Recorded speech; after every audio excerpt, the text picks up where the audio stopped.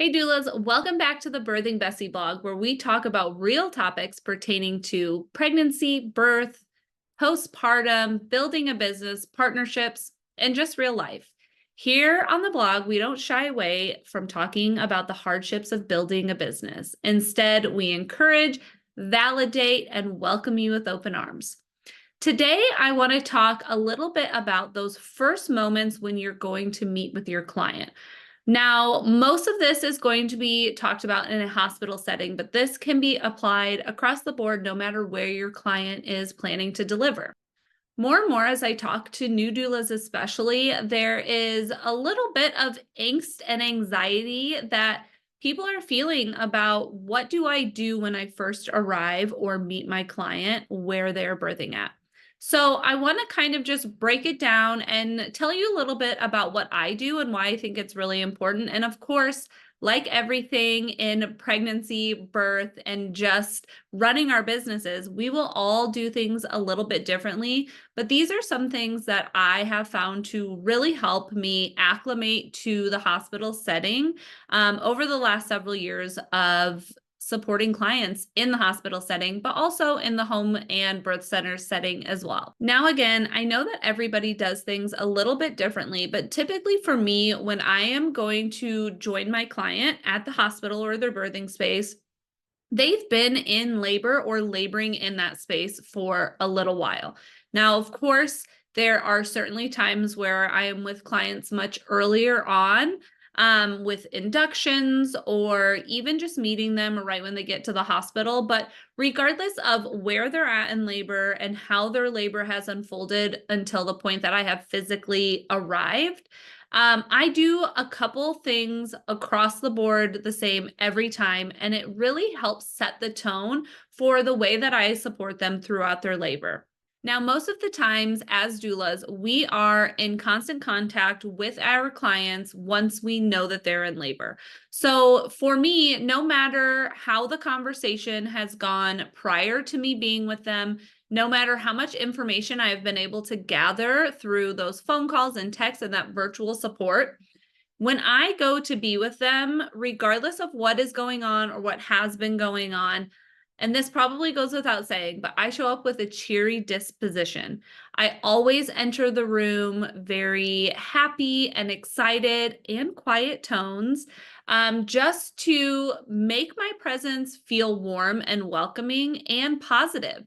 Now, hopefully, throughout the labor until the point where I have been with them, it's been a positive experience, anyways. But we also know from supporting our clients from afar that we might know if there's issues with the nurse or if the doctor's pushing something and maybe there is a little bit of disagreements happening in that room. When I show up, my goal is to shift the energy or keep it positive if that's the case. So always come into the room, of course, quietly, but happy, excited, and positive for what's about to come. For me, a lot of times that looks like knocking on the hospital door, peeking my head in before entering the room and saying, "Hey guys, it's me." And then when I come in, say hello. And always I say, "How are things going? How are you feeling?" And just to say hello, greet, let them know it's me that's coming in, doing so very gently and cheerfully. Something else that goes right along with that I kind of get into right away, and you heard me kind of just say, I always ask, how's it going or how has it been going? Again, a lot of times, all of the times really, I'm having communication with my clients before I get there. So again, I really kind of know how it's been going, but it's different when you're there, you're in person. Let's talk about it. I always want to get kind of a lay of the land as I arrive at the hospital. So when I come in and say hello, I always ask, how's it going? How are you feeling? And that gives me a good opportunity to kind of dive deeper in maybe they've not expressed any issues with staff or their care provider, nurses, or anything like that. But this time gives me a good opportunity to dig a little deeper on that. Of like, how have your nurses been? Have you seen your care provider yet? Are they on call?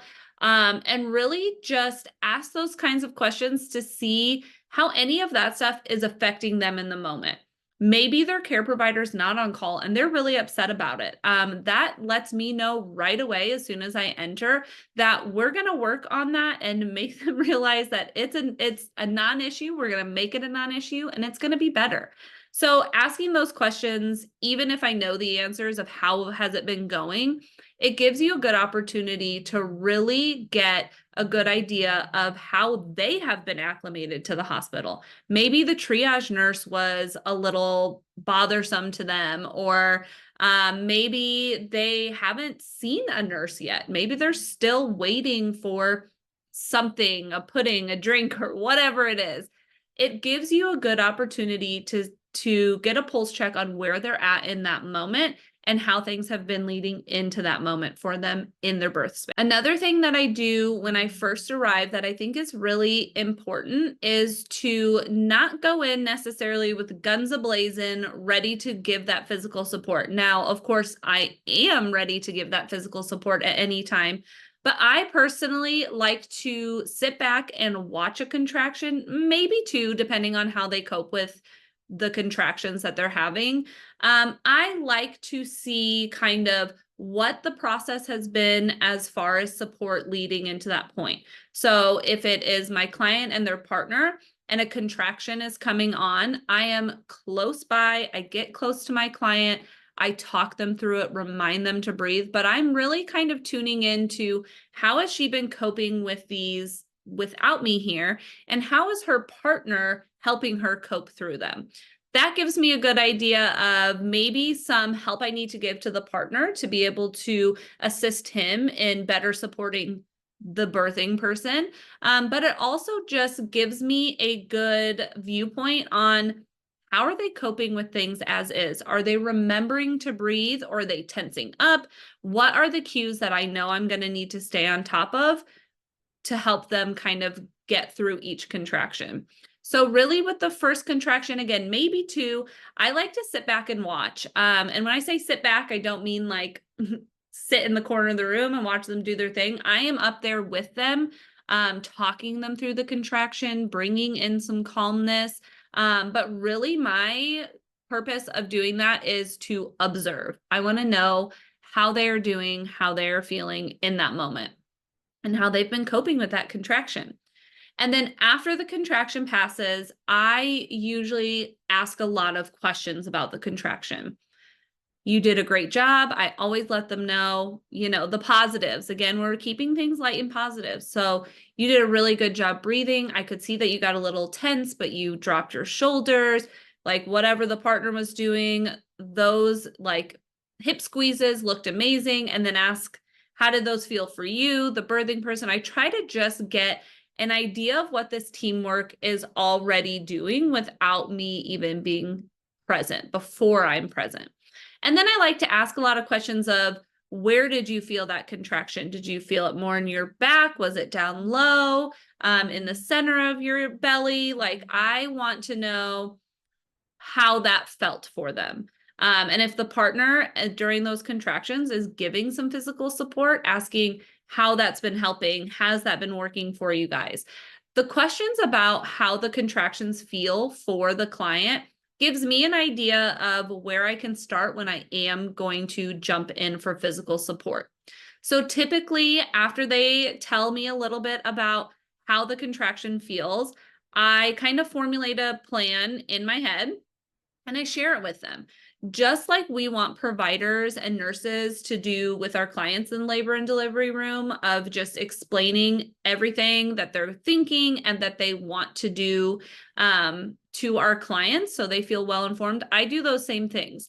So I might say something like, so it sounds like you're feeling that a lot in your back, in your lower back, maybe more on your right side. I was thinking the next couple contractions, we could try counter pressure, where I push on the spot in your back and we can see how that feels. So I get their permission and their consent. Yes, that's okay. And then I always will at that time get some hand sanitizer, wash my hands, depending on how close the contractions are or not.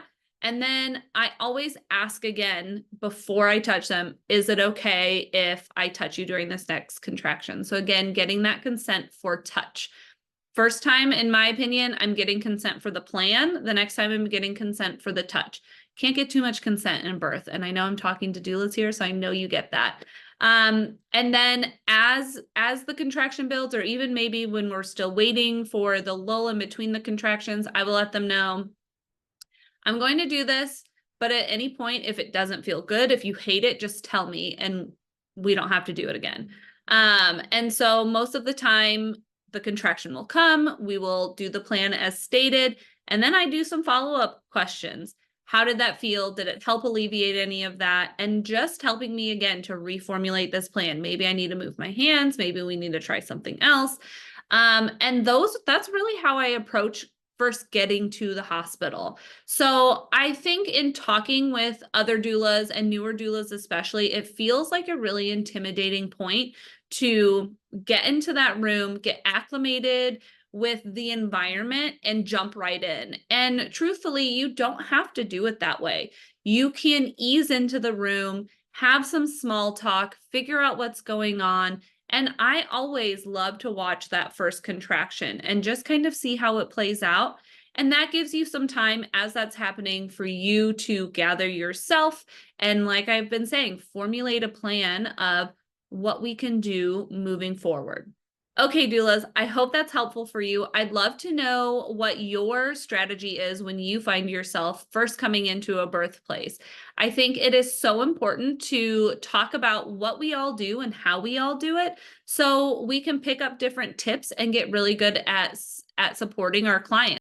We all come to the birth space with such different points of view and skill sets. So the more that we can share those with other doulas, the better we can support families. So I'd love to know what you do when you first come to meet your client in their birthing space. Please send me a message either on Instagram at ebbirthing, or feel free always to email me at ebbirthing@gmail.com. I'd love to know what you're doing and how that differs from maybe anything that I'm doing or things that I could try to better support my clients as well. All right, doulas, until next time, happy birthing.